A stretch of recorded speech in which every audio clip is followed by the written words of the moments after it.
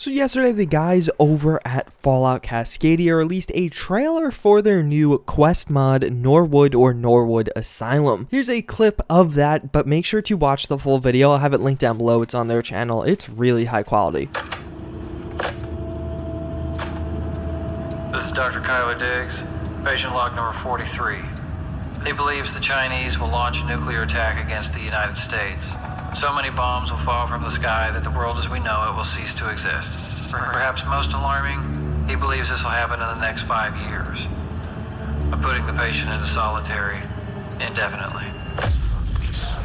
So basically, the premise of this new quest mod seems like it's going to be based around someone that predicted the bombs were going to be dropped, that a great war was coming. We also do hear from the trailer that he was actually committed to an asylum as a result of these ideas. Now, whether this is just done because, saying bombs are going to drop on the United States is pretty crazy in its own right, or the fact that maybe the government was trying to hide that this may have been coming. Obviously, if they had Vault Tech building a bunch of vaults, they must have had some idea that it could be possible. But at the same time, you don't really want the public freaking out as a result. But either way, it seems like it's going to be really cool. Basically, some of the details about this are it's going to be a standalone quest mod. I imagine with that, we'll get some kind of new location, probably an asylum. This is actually going to be a place in Seattle. If you guys don't know, this is going to be, again, by the Fallout Cascadia development team. Fallout Cascadia is a new mod aiming to add in Seattle with a ton of quests, armors, weapons. So this mod, again, is going to take place in Seattle, but actually at a different time than Fallout Cascadia. So the location, Norwood, or the Norwood Asylum, will be in Fallout Cascadia, but this actual timeline